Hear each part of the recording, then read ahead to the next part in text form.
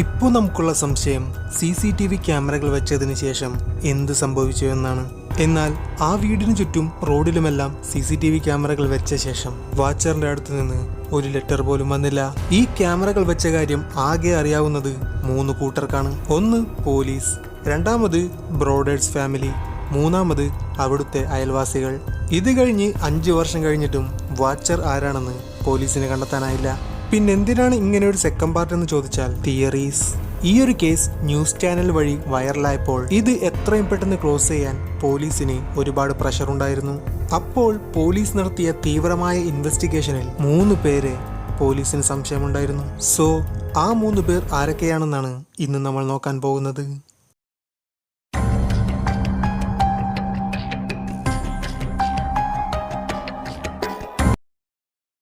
ഈ കേസിലെ first suspect ആണ് ദ ഗെയിമർ. ബ്രോഡേഴ്സ് ഫാമിലി പോലീസ് സ്റ്റേഷനിൽ കംപ്ലൈന്റ് കൊടുത്ത ശേഷം 2 പോലീസ് ഓഫീസേഴ്സിനെ 657 വീടിന്റെ ഭാഗത്ത് പെട്രോളിങ്ങിന് ഇട്ടിട്ടുണ്ടായിരുന്നു. അങ്ങനെ ഒരു ദിവസം രാത്രി 11 മണിക്ക് 2 പോലീസ് ഓഫീസേഴ്സ് ഡ്യൂട്ടിയിലിരിക്കുമ്പോൾ ആരുടേതെന്നറിയാത്ത ഒരു കാർ 657 വീടിന്റെ മുന്നിൽ വന്നു നിന്നു. അത് കഴിഞ്ഞ് പെട്ടെന്ന് തന്നെ ആ കാർ അവിടെ നിന്നും പോവുകയും ചെയ്തു. കാറിന്റെ ചില്ലിൽ മൊത്തം ബ്ലാക്ക് സ്റ്റിക്കർ ഒട്ടിച്ചതുകൊണ്ട് കാറിന്റെ ഉള്ളിൽ ആരൊക്കെയാണെന്ന് കാണാൻ കഴിഞ്ഞില്ല. എന്നാൽ ആ വണ്ടി നമ്പർ ട്രേസ് ചെയ്ത് നോക്കിയപ്പോൾ അതൊരു പെണ്ണിന്റെ പേരിലാണ് ഉണ്ടായിരുന്നത്. ഉടനെ തന്നെ പോലീസ് ആ പെണ്ണിന്റെ അഡ്രസ് ട്രേസ് ചെയ്ത് കസ്റ്റഡിയിലെടുത്ത് ചോദ്യം ചെയ്തപ്പോൾ ആ കാർ തന്റെയാണെന്ന് ആ പെണ്ണ് സമ്മതിച്ചു. എന്നാൽ പോലീസ് പറഞ്ഞ ഡേറ്റിൽ താൻ വണ്ടിയെടുത്ത് എങ്ങോട്ടും പോയിട്ടില്ലെന്നും ആ പെണ്ണ് പോലീസിനോട് പറഞ്ഞു. ഉടനെ തന്നെ പോലീസ് ആ പെണ്ണിന്റെ അപ്പാർട്ട്മെന്റിൽ പോയി അവിടുത്തെ CCTV ഫുട്ടേജസ് എടുത്ത് അന്ന് 657 വീടിന്റെ മുന്നിൽ ആ കാർ കണ്ട ഡേറ്റ് വെച്ച് പരിശോധിച്ച് നോക്കിയപ്പോൾ ആ ലേഡി പറഞ്ഞത് സത്യമാണെന്ന് പോലീസിന് ബോധ്യപ്പെട്ടു. അന്ന് രാത്രി ആ ലേഡി ആ അപ്പാർട്ട്മെന്റ് വിട്ട് പുറത്തു പോയിട്ടില്ല. അത് കഴിഞ്ഞ് പോലീസിനോട് ഏത് ഏരിയയിലാണ് തന്റെ വണ്ടി കണ്ടതെന്ന് ചോദിച്ചപ്പോൾ അതേ ഏരിയയിൽ തന്നെയാണ് എന്റെ ബോയ് ഫ്രണ്ട് താമസിക്കുന്നതെന്നും ആ ലേഡി പോലീസിനോട് പറഞ്ഞു. ബോയ് ഫ്രണ്ടിന്റെ അഡ്രസ് വെച്ച് തപ്പി നോക്കിയപ്പോൾ 657 വീടിന്റെ 2 വീട് അപ്പുറത്തായിട്ടാണ് ആ ബോയ് ഫ്രണ്ട് താമസിക്കുന്നത്. മാത്രമല്ല തന്റെ ബോയ് ഫ്രണ്ടിന്റെ അടുത്ത് കാറിന്റെ എക്സ്ട്രാ കീ ഉണ്ടെന്നും ഇടയ്ക്കിടയ്ക്ക് താൻ അറിയാതെ തന്റെ കാറ് എടുത്തുകൊണ്ട് പോകാറുണ്ടെന്നും ആ ലേഡി പോലീസിനോട് പറഞ്ഞു. ഓഹോ, തന്റെ ബോയ് ഫ്രണ്ടിനെ കുറിച്ചൊന്ന് ഡീറ്റെയിൽ ആയിട്ട് പറഞ്ഞു എന്ന് പോലീസ് ചോദിച്ചപ്പോൾ അവനങ്ങനെ ജോലിക്കൊന്നും പോകാറില്ല, ഫുൾ ടൈം വീഡിയോ ഗെയിം കളിച്ച് വീട്ടിൽ തന്നെ ഇരിപ്പാണ്. അല്ല, അവൻ ഏതൊക്കെ ഗെയിമാണ് കളിച്ചിരുന്നത്? കുറെ ഗെയിംസ് ഉണ്ട്, കൊല്ലുന്നതും വെടിവെക്കുന്നതും അങ്ങനെ കുറെ. അല്ല, നിങ്ങളെന്തിനാണ് എന്നോട് ഇതൊക്കെ ചോദിക്കുന്നതെന്ന് ആ ലേഡി പോലീസിനോട് ചോദിച്ചപ്പോൾ നടന്ന സംഭവങ്ങളെല്ലാം പോലീസ് അവരോട് പറഞ്ഞു. തന്റെ ബോയ് ഫ്രണ്ട് ഒരുപാട് ഗെയിമുകളെല്ലാം കളിക്കുമെങ്കിലും ഇങ്ങനെയൊന്നും ചെയ്യില്ലെന്ന് ആ പെണ്ണ് പോലീസിനോട് പറഞ്ഞു. ഇതെല്ലാം കഴിഞ്ഞ് ആ പെണ്ണ് വീട്ടിലേക്ക് പോയ ശേഷം പെട്ടെന്ന് തന്നെ ആ ലേഡി പോലീസിനെ വിളിച്ച് ഒരു കാര്യം പറയുന്നു. സാർ, അവൻ കുറെ ഗെയിം കളിക്കാറുണ്ടെന്ന് പറഞ്ഞില്ലേ? അവന്റെ ഗെയിം കാസറ്റുകളിൽ ഒരു ഗെയിമിന്റെ പേര് ദ വാച്ചർ എന്നാണ്. പെട്ടെന്ന് തന്നെ പോലീസ് ആ ബോയ് ഫ്രണ്ടിന്റെ ഫോൺ നമ്പർ കളക്ട് ചെയ്ത് ഇൻവെസ്റ്റിഗേഷന് വരാൻ പറഞ്ഞപ്പോൾ താൻ വരാമെന്ന് പറഞ്ഞ് ഫോൺ കട്ട് ചെയ്ത അയാൾ പിന്നീട് ഇൻവെസ്റ്റിഗേഷന് പോയില്ല. വീട്ടിൽ പോയി നോക്കിയപ്പോൾ അയാൾ അവിടെയുമില്ല. സോ ഈ ബോയ് ഫ്രണ്ടിനെ അറസ്റ്റ് ചെയ്യണമെങ്കിൽ കോടതിയിൽ നിന്നും വാറന്റ് കിട്ടണം. വാറന്റ് കിട്ടണമെങ്കിൽ കൃത്യമായ തെളിവും വേണം. എന്നാൽ ഈ ബോയ് ഫ്രണ്ടാണ് ഇതിനെല്ലാം പിന്നിലെന്ന് കൃത്യമായ തെളിവില്ലാത്തതിനാൽ പോലീസിന് അയാളെ ഒന്നും ചെയ്യാനുമായില്ല. സോ അതൊരു ഡെഡ് എൻഡായി. സെക്കൻഡ് സസ്പെക്റ്റ് ആണ് മൈക്കിൾ ലാങ്ഫോർഡ്. ഇയാളും 657 വീടിന്റെ അയൽവാസിയാണ്. മൈക്കിൾ ലാങ്ഫോർഡിന് 60 വയസ്സുണ്ട്, എന്നാൽ കല്യാണം കഴിച്ചിട്ടില്ല. ഇയാളുടെ അനിയത്തിയും കല്യാണം കഴിച്ചിട്ടില്ല. ഇവരുടെ വീട്ടിൽ 90 വയസ്സായ അമ്മയടക്കം ആകെ 3 പേരാണുള്ളത്. ഇവരുടെ ഫാമിലി തന്നെ വളരെ വിയേർഡായ ഒരു ഫാമിലിയാണ്. അയൽവാസികൾ ആരോടും ഇവർ സംസാരിക്കാറില്ല, വീടിന്റെ പുറത്തേക്കും അങ്ങനെ ഇറങ്ങാറില്ല. 1960s ഈ ഫാമിലി ഇവിടേക്ക് വന്നത്. വാച്ചർ എഴുതിയ ലെറ്ററിൽ 1960s എന്റെ അച്ഛനാണ് ഈ വീട് നോക്കിയിരുന്നതെന്നും എഴുതിയിട്ടുണ്ടായിരുന്നു. സോ ബ്രോഡ്സ് ഫാമിലിക്ക് വാച്ചറിന്റെ ഫസ്റ്റ് ലെറ്റർ വരുന്നതിന് 12 വർഷം മുൻപാണ് മൈക്കിൾ ലാങ്ഫോർഡിന്റെ അച്ഛൻ മരിച്ചത്. അതേ ലെറ്ററിൽ തന്നെ കഴിഞ്ഞ 20 വർഷമായി ഞാനാണ് ഈ വീട് നോക്കുന്നതെന്നും എഴുതിയിട്ടുണ്ടായിരുന്നു.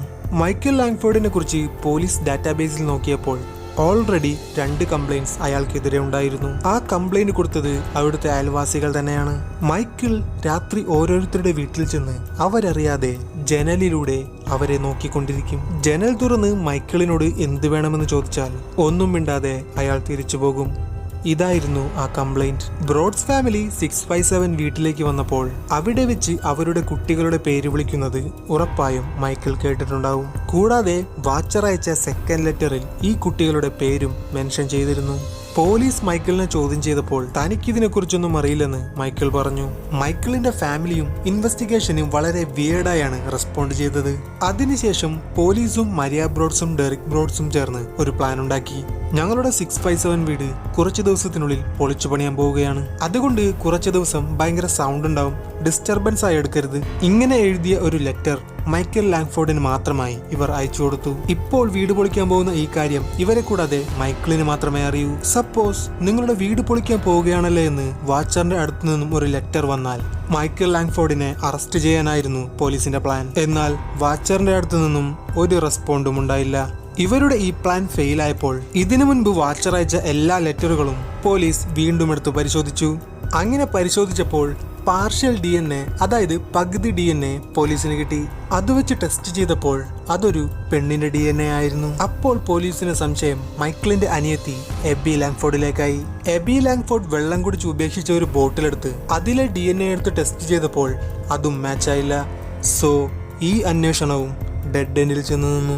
ഈ കേസിലെ തേർഡ് സസ്പെക്റ്റ് ആണ് ഡെറിക് ബ്രോഡ്സും മരിയ ബ്രോഡ്സും. കേസ് കൊടുത്ത ഇവരെ തന്നെ സംശയിക്കാനുള്ള കാരണം എന്താണെന്നാൽ ഇവർ ഇതിനു മുമ്പ് താമസിച്ചിരുന്ന വീടുകളാണ്. ഡെറിക് ചെയ്തിരുന്ന ജോലിയിൽ വലിയ രീതിയിലുള്ള ഇൻക്രിമെന്റ്സോ സാലറി ഹൈക്കോ ഒന്നും ഉണ്ടായിരുന്നില്ല. എന്നാൽ ഇവർ ആദ്യം വാങ്ങിയ വീടിന്റെ വില 2 കോടിയാണ്. രണ്ടാമത് വാങ്ങിയ വീടിന്റെ വില 4 കോടി. അങ്ങനെ അവർ അവസാനം വാങ്ങിയ ഈ വീടിന്റെ വില 10 കോടി. സംഭവം ഇവർ ബാങ്കിൽ നിന്നും ലോൺ എടുത്താണ് ഇത് വാങ്ങിയത്. ലോൺ കറക്റ്റായിട്ട് തിരിച്ചടക്കാത്തതുകൊണ്ട് പലിശ കൂടി വലിയൊരു എമൗണ്ട് ആയി. 657 വീടിന്റെയും വാച്ചറിന്റെയും കാര്യം ഒരു ന്യൂസ് പേപ്പറിൽ വന്ന് വൈറലായപ്പോൾ പോലീസ് അവരുടെ ഹെഡ് ഓഫീസിൽ ചെന്ന് നിങ്ങൾ എങ്ങനെയാണ് ഇതിനെക്കുറിച്ച് അറിഞ്ഞതെന്ന് ചോദിച്ചു. അപ്പോൾ അവർ പറഞ്ഞു, ഒരു ദിവസം എടുത്ത ലെറ്റർ ബോക്സിൽ ഒരു ലെറ്റർ കിടക്കുന്നുണ്ടായിരുന്നു. അതെടുത്ത് വായിച്ചപ്പോൾ അതിലുള്ള ഈ കണ്ടന്റ് വളരെ ഇൻട്രസ്റ്റിംഗ് ആയി തോന്നി. അതുകൊണ്ടാണത് പബ്ലിഷ് ചെയ്തതെന്നും അവർ പോലീസിനോട് പറഞ്ഞു. ആ ലെറ്ററിന്റെ ഫ്രം അഡ്രസ്സിൽ ഒരു റിപ്പോർട്ടറിന്റെ പേരാണ് ഉണ്ടായിരുന്നത്. എന്നാൽ പോലീസ് അതാരാണെന്ന് അന്വേഷിച്ചപ്പോൾ അതൊരു ഫേക്ക് നെയിം ആയിരുന്നു. ഫോർ എക്സാമ്പിൾ, ഇപ്പോ കോഞ്ചുറിംഗ് എന്ന സിനിമ എടുത്താൽ അത് റിയൽ ലൈഫിൽ ശരിക്കും ഒരു വീട്ടിൽ നടന്ന സംഭവമാണ്. ആ ഒരു കാര്യം വൈറലായപ്പോഴാണ് അതിനെക്കുറിച്ച് കൂടുതൽ അന്വേഷിച്ച് അതൊരു സിനിമയാക്കിയത്. അതുപോലെ തന്നെ 657 വീടിന്റെ കാര്യവും ഇപ്പോൾ ന്യൂസ് പേപ്പറിൽ വന്ന് വൈറലായി. ഇനി ഏതെങ്കിലും സിനിമാക്കാർക്ക് ഇതിനെക്കുറിച്ച് സിനിമ എടുക്കണമെങ്കിൽ അവർ നേരെ ഡെറിക്കിന്റെയും മരിയയുടെയും അടുത്തേക്കായിരിക്കും പോകുന്നത്. ഈ കാര്യം ഇവരുടെ റിയൽ ലൈഫിൽ നടന്ന സംഭവമായതുകൊണ്ട് റോയലിറ്റി ഫീസായി എത്ര രൂപ വേണമെങ്കിലും ഇവർക്ക് പ്രൊഡ്യൂസറിന്റെ കയ്യിൽ നിന്നും വാങ്ങാം. ഇനി ഇതിനു പിന്നിൽ ശരിക്കും ഡെറിക്കും മരിയയുമാണെങ്കിൽ അവിടെയും കുഴപ്പിക്കുന്ന ഒരു ചോദ്യമുണ്ട്. ഇവർക്ക് മുൻപ് ഈ വീട്ടിൽ താമസിച്ചിരുന്ന ജോൺ വുഡ്സിനും ആൻഡ്രിയ വുഡ്സിനും ഇതുപോലെ ലെറ്റർ അയച്ചതാര്? അതുകൊണ്ട് ഈ കേസിൽ ഡെറിക്കിനെയും മരിയയെയും ഫൈനലൈസ് ചെയ്യാനായില്ല. സോ അങ്ങനെ ഇതും തെളിയിക്കപ്പെടാത്ത കേസുകളിലൊന്നായി മാറി.